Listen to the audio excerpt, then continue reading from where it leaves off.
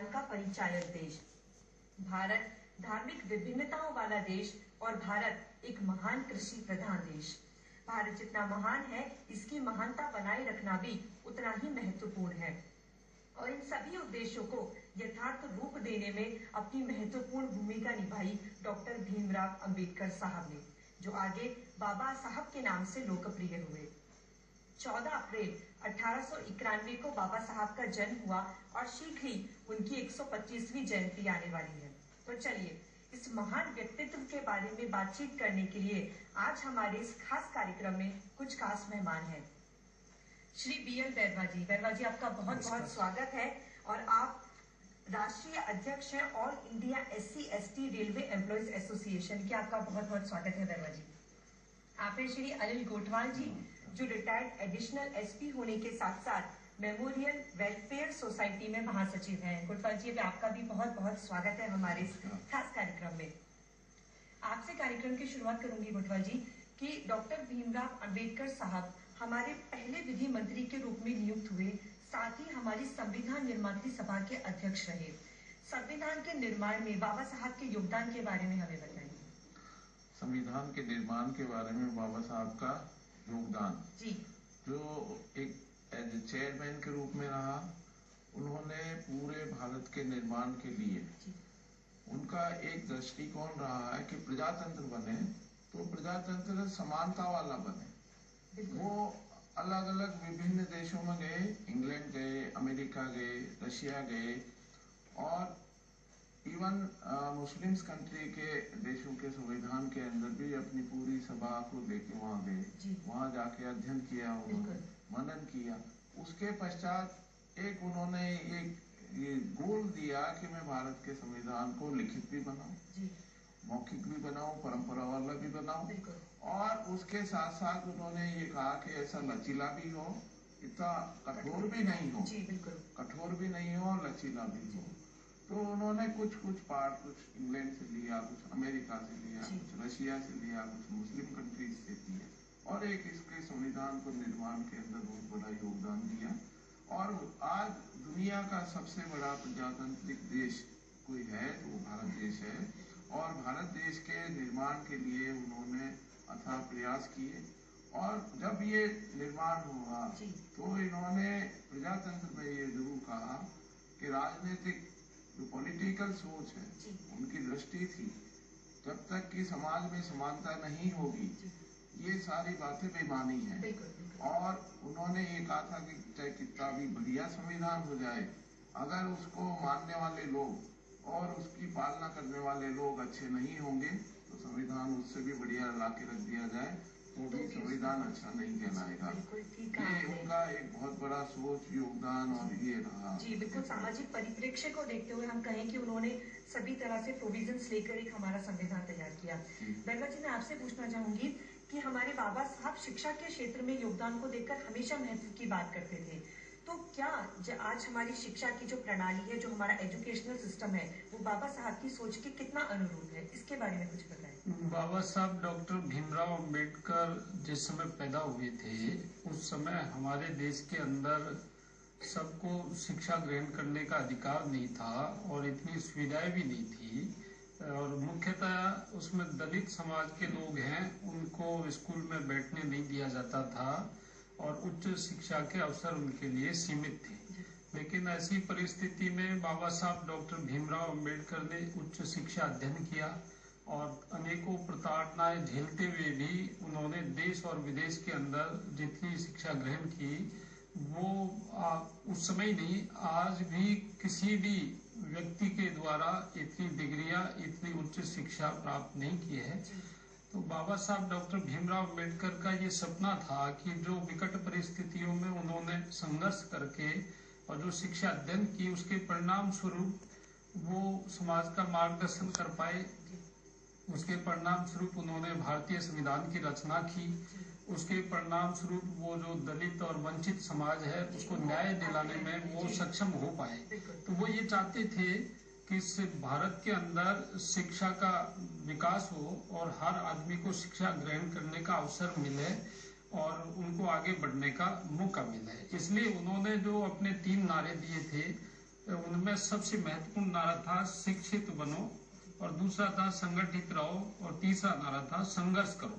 उन्होंने शिक्षा को पहला नारा इसलिए चुना कि बिना शिक्षा के वास्तव में मानव एक जानवर की तरह होता है। जैसे अशिक्षित आदमी होता है तो उसकी स्थिति एक जानवर की जैसी होती है, और यदि वो शिक्षा ग्रहण कर लेता है तो उसको चारों ओर का ज्ञान अर्जन हो जाता है, और वो अपने बारे में और देश के बारे में, समाज के बारे में वो सोच सकता है। इस बारे में भारतीय संविधान लागू होने के बाद बाबा साहब ने अनेकों प्रावधान इस तरह के किए समान शिक्षा का, और सरकार की तरफ से अनेकों कदम भी इस बारे में उठाए गए। हम कह सकते हैं कि समय समय पर संशोधन, समय पर तो वो जो कदम उठाए उसी का परिणाम है कि आज जो दलित समाज के लोग हैं वो शिक्षा ग्रहण करके उच्च पदों पर भी जाने लगे हैं, वैज्ञानिक भी बनने लगे हैं, डॉक्टर इंजीनियर भी बनने लगे हैं, राजनीति के क्षेत्र में भी गए हैं। तो ये शिक्षा की ही देन है। लेकिन जहाँ तक आज के परिवेश में शिक्षा में कमी की बात है, वो ये है कि शिक्षा का एक तरह से निजीकरण हो गया है, प्राइवेटाइजेशन। और ये जो प्राइवेटाइजेशन है शिक्षा का, ये जो दलित दबे कुचले जो लोग हैं, गरीब लोग हैं, उनके लिए बड़ी चुनौती है। बल्कि मैं कहूँगा कि शिक्षा का निजीकरण बाबा साहब का जो सपना है उसमें रुकावट डालता है, क्योंकि हर कोई गरीब आदमी अच्छी शिक्षा ग्रहण करने के लिए प्राइवेट स्कूल में नहीं जा सकता है, कई बार क्योंकि वहाँ बड़ी महंगी शिक्षा है। तो हम लोग बार बार इस मुद्दे को उठाते रहते हैं कि जो शिक्षा का निजीकरण है ये रोकना चाहिए, और चाहे कोई गरीब का बेटा हो या कोई धनवान का बेटा हो, सबको एक जैसी समान शिक्षा होनी चाहिए। और जो दलित समाज ने आज तक उन्नति की थी वो वास्तव में इसलिए की थी कि सरकार का जो फोकस है वो गवर्नमेंट जो स्कूल है उनके थ्रू एजुकेशन दिलाने पर था। लेकिन धीरे धीरे इसका प्राइवेटाइजेशन हुआ है, तो ये रुकना चाहिए, तब जाकर के हम जो और कमी रह गई है शिक्षा के क्षेत्र में उसको हम पूरी कर सकते हैं। जब जाकर हम उस चीज को रिकवर कर पाएंगे जो बाबा साहब की सोच थी। बिल्कुल ठीक कहा आपने कि अगर हम बात शिक्षा की कर रहे हैं तो इस आधार पर कोई विभेद नहीं होना चाहिए, चाहे गरीब हो चाहे अमीर हो, शिक्षा सभी के लिए अनिवार्य है। बिल्कुल ठीक कहा। मुटवा जी, आपसे पूछना चाहूंगी, बाबा साहब सामाजिक व्यवस्था की, सामाजिक न्याय की बात करते थे, तो क्या उनके समय में जो सामाजिक स्थिति थी उस परिप्रेक्ष्य में आज कितना बदलाव आया है? जो सामाजिक न्याय, जो सामाजिक सुधार वो चाहते थे, जो अवसर की समानता वो चाहते थे, आज उसमें क्या स्थिति है? जब वो स्वतंत्रता से पूर्व सामाजिक समानता की, सामाजिक समानता ही नहीं, वो संपूर्ण विश्व के मानवता की बात करते हैं। बिल्कुल। और हमारा दुर्भाग्य है कि हम बाबा साहब को हमारे सभी राष्ट्र के सभी मानव एक समान हो। उन्होंने कभी दलितों का ही नहीं, उन्होंने पूरी मानवता के लिए काम किया, पूरे राष्ट्र के लिए काम किया, पूरे समाज के लिए काम किया। ये बात सत्य है कि कुछ परिस्थितियां रही, उसको धीरे धीरे उनको टाइम खुद लगा, उनको खुद अस्पृश्यता का आभास हुआ।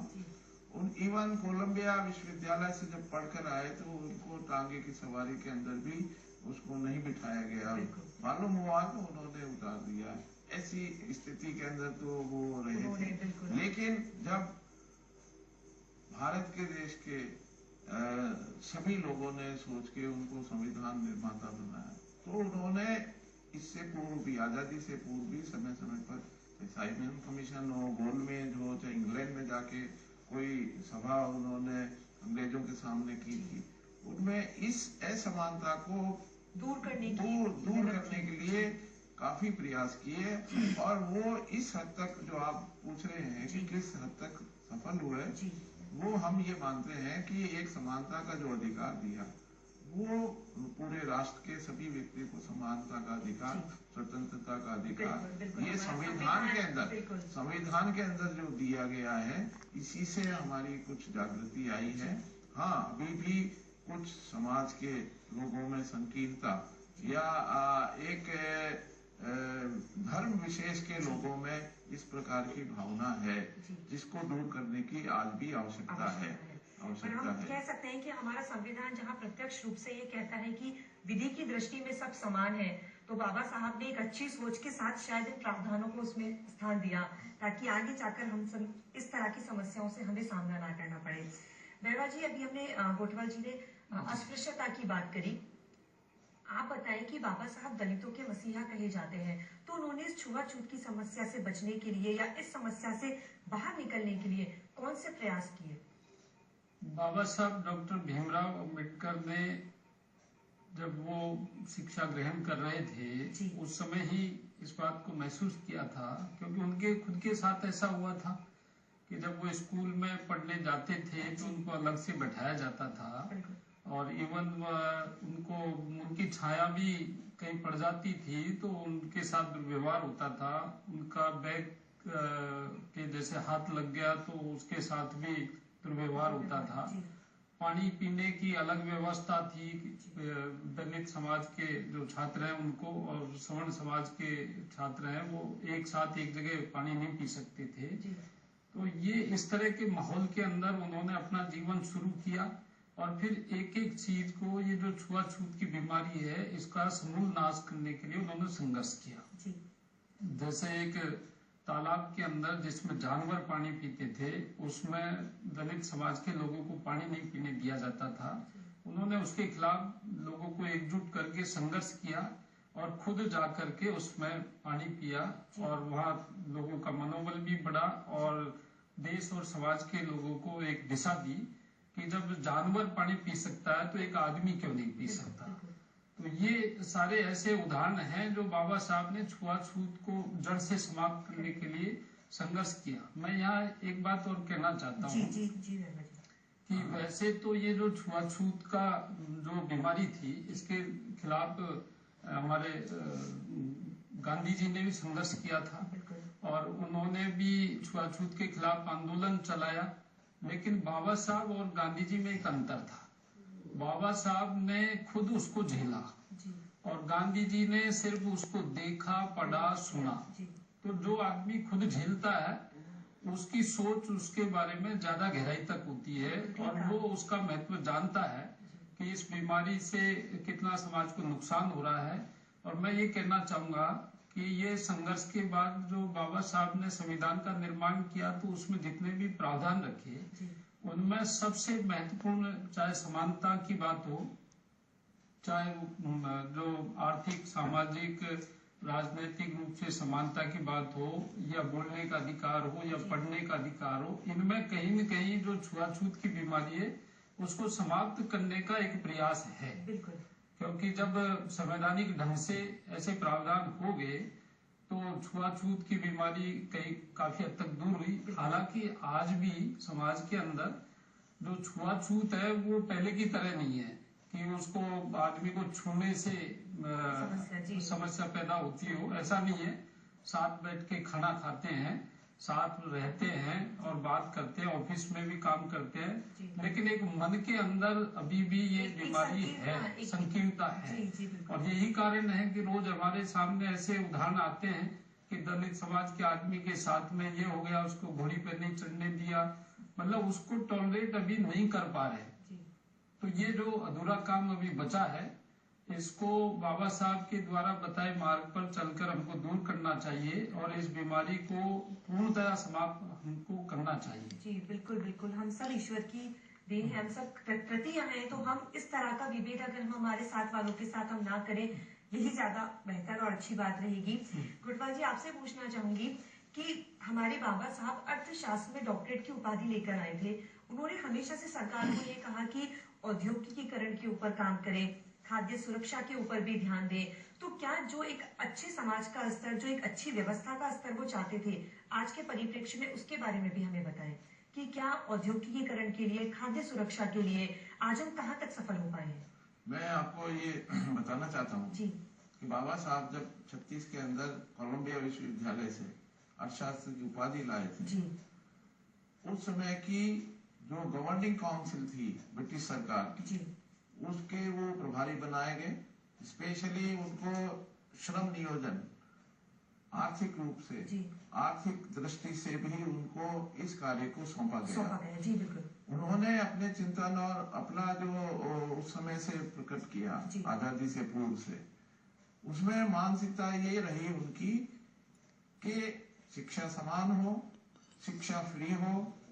ऐसे ही आर्थिक रूप से जो उन्होंने कहा कि इस देश की 80% जनता एग्रीकल्चर पे निर्भर है, कृषि पे निवास करती है। उन लोगों की जमीन क्या वो खुद जो उत्पादन कर रहे हैं उन्हीं के पास है, या कुछ ऐसे हैं कि जिन्होंने संपत्ति जो प्रक्रियाधीन है उन लोगों ने जो भूपति है या कुछ धनवान लोग हैं उनके पास तो नहीं चली गई। हस्तांतरण की उन्होंने बात रोकने के लिए स्पेशली कहा। उन्होंने कहा कि ऐसे ही इवन उन्होंने कहा कि हमारे इलेक्ट्रिफिकेशन में विद्युत के अंदर भी हमारे को निर्भर होना पड़ेगा। बिल्कुल। हमारे उसके साधन संपन्न होने के लिए हमारे जल मार्गों का उन्होंने एक बहुत बढ़िया प्लान करके दिया था कि उनका यूटिलाइजेशन करें।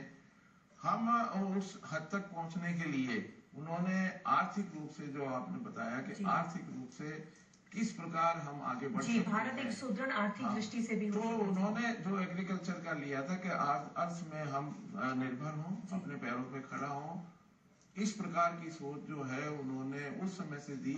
और उसका मैं मानता हूं कि आजादी के पश्चात भी हमारी आर्थिक व्यवस्था के अंदर सुधार हुआ है। और भूमि सुधार के ऊपर उन्होंने काफी बड़ा आंदोलन किया।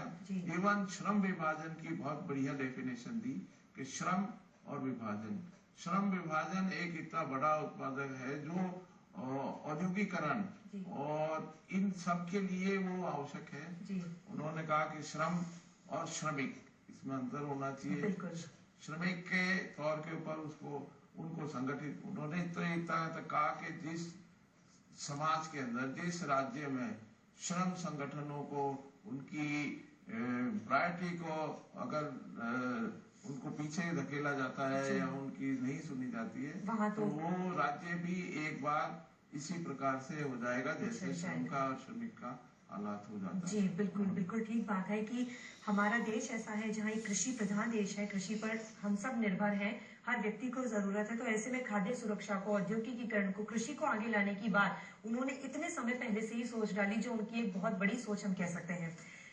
बैरवा जी, आपसे पूछना चाहूंगी, बाबा साहब ने कहा कि पिछड़ी जातियों को आगे लाने के लिए, दलितों को आगे लाने के लिए आरक्षण की व्यवस्था का भी हमारे संविधान में प्रावधान है। उस समय शायद इन सब चीजों की आवश्यकता थी कि लोग छुआछूत की समस्या रखते थे या दूसरी तरह की हीन भावना अपने मन के अंदर रखते थे, एक संकीर्णता रखते थे। लेकिन आज के परिप्रेक्ष्य में अगर मैं फिर बात करूं तो आरक्षण की कितनी आवश्यकता है? क्या आज भी हमें इस विभेद को कायम रखना चाहिए या अब स्थिति में परिवर्तन आ जाना चाहिए? देखिए, बाबा साहब डॉक्टर भीमराव अम्बेडकर जी का जो आरक्षण का प्रावधान के पीछे जो मुख्य कारण था वो ये था कि एक तो दलित समाज के लोग हैं, उनको सरकारी नौकरियों में आने का मौका नहीं मिलता था। तो आरक्षण का प्रावधान करके उनको समुचित मात्रा में उनकी जनसंख्या के हिसाब से उनका प्रतिनिधित्व उसमें होना चाहिए। और दूसरा ये था कि जो सरकार और सरकार के अंदर जो नीतियां हैं या उनके क्रियान्वयन में है, उसमें दलित समाज के लोग हैं उनको वहाँ प्रतिनिधित्व करने का मौका मिले। मतलब एक तो रिप्रेजेंटेशन और दूसरा एक रिप्रेजेंटेटिव, ये दो भूमिकाएं उनकी मुख्य थी। और एक कारण ये था कि हमारे देश में जो छुआछूत, ऊंच नीच, भेदभाव, असमानता ये फैली हुई थी, तो इन लोगों को आगे बढ़ने का मौका नहीं मिलता था। तो बाबा साहब डॉक्टर भीमराव अंबेडकर ने जो गांधी जी के सामने गोलमेज सम्मेलन में जो बात रखी, उसका मुख्य जो आधार था वो यही था कि जब तक देश के अंदर इस तरह की असमानता का व्यवहार चलता रहेगा, जब तक ये आरक्षण की व्यवस्था को करना जरूरी है। अब आज यदि इस आरक्षण के बारे में कहीं विचार करने की बात आती है या इस पर अंगुली उठती है, तो सबसे पहले ये सोचनीय विषय है कि जो इसकी उत्पत्ति के कारण हैं, क्या वो कारण दूर हो गए हैं? यदि आज भी समाज में असमानता है तो फिर आरक्षण की जरूरत है। यदि आज भी ऊंच नीच भेदभाव है तो आरक्षण की जरूरत है। यदि आज भी ये समाज सामाजिक रूप से, आर्थिक रूप से, राजनीतिक रूप से पिछड़ा है तो आरक्षण की आवश्यकता है। और यदि आज भी सरकारी सेवाओं में जितना प्रतिनिधित्व होना चाहिए उतना प्रतिनिधित्व इनका पूरा नहीं हुआ है तो आरक्षण जारी रहना चाहिए। इसका निचोड़ ये है कि जब तक ये सारी अव्यवस्थाएं चलती रहेंगी जब तक ये आरक्षण को बनाए रखना पड़ेगा। और यदि इसको जल्दी दूर करना है तो जो हमारे सवर्ण समाज के अन्य समाज के लोग हैं उनको एकजुट होकर के काम करना चाहिए कि ये जो दलित समाज के लोग हैं इनके उत्थान के लिए काम करें, उनके साथ असमानता का व्यवहार नहीं करें और उनको सरकारी सेवाओं में आगे बढ़ने में कोई भेदभाव उनके साथ नहीं होना चाहिए। और जब वो अपनी क्षमता से अपनी कैपेबिलिटी से वो पर्याप्त मात्रा में आने लग जाएंगे तो मैं समझता हूँ कि आरक्षण अपने आप ही खत्म हो जाएगा। बिल्कुल बिल्कुल। मैं यहाँ एक बात और कहना चाहता हूँ कि जब ये आरक्षण की व्यवस्था की गई तो इसको खाली अनुसूचित जाति जनजाति वर्ग के साथ जोड़कर देखा गया और बल्कि ये जो व्यवस्था है इसके प्रति एक घृणा जैसा माहौल भी था। लेकिन धीरे धीरे इसने ऐसा रूप ले लिया कि अब हर समाज इस आरक्षण की मांग करता है। ओबीसी के लिए मंडल आयोग की रिपोर्ट लागू हुई, उनको आरक्षण मिला। उसके बाद सवर्ण समाज भी इसकी मांग कर रहा है। तो आरक्षण का जो मूल उद्देश्य और कारण है उनको देखना जरूरी है। अब आरक्षण जल्दी दूर करना है आपको तो ये सारी अव्यवस्था असमानताएं हैं उनको आपको खत्म करना पड़ेगा और इसमें हम सब लोग मिलकर के भागीदारी निभा सकते हैं। बिल्कुल बिल्कुल। कहा तो हम एक और इन पीढ़ी की ही इन बातों को खत्म करने की बात कर रहे हैं और यहाँ पर दूसरा आरक्षण के मुद्दे हम आए दिन देखते पढ़ते सुनते रहते हैं कि एक नया मुद्दा फिर निकल कर आता है कि ये वर्ग ये समाज भी आरक्षण की डिमांड कर रहा है। गोठवाल जी आपसे पूछना चाहूंगी कि बाबा साहब एक विधि विशेषज्ञ थे, एक कानून के व्यक्ति होने के नाते उन्होंने जन जन तक कानून को पहुंचाने की अपनी पूरी कोशिश की, अपना पक्ष रखा, अपनी बातें की। आज अगर मैं बात करूं कि एक वकील किस तरह से अपना समाज में अपना रोल अदा कर रहे हैं अपने प्रोफेशन के अलावा, उनकी क्या रिस्पॉन्सिबिलिटीज हैं कि वो बाबा साहब की जैसी बातों को कुछ समझकर किस तरह से समाज में अपना किरदार अदा कर सकते हैं? एक कानून विज्ञ होने के नाते जी जो उन्होंने बैरिस्टर ऑफ लॉ की डिग्री लेके आए थे इंग्लैंड से, उसका प्रभाव आपको इस संविधान के इसमें देखने को मिलता है। बिल्कुल। उसका प्रभाव उन्होंने समाज को समान रूप से व्यवस्था देने के लिए किया है। उन्होंने अपने लोगों के लिए, अपने समाज के लोगों के लिए उन्होंने ये कहा कि मेरे समाज पहले है, कानून बाद में है। कानून बनाने के लिए भी उन्होंने ये नहीं कहा कि कानून बन जाने से ही सारी सामाजिक समानता या राजनीतिक समानता आ जाएगी या दूर हो जाएगी।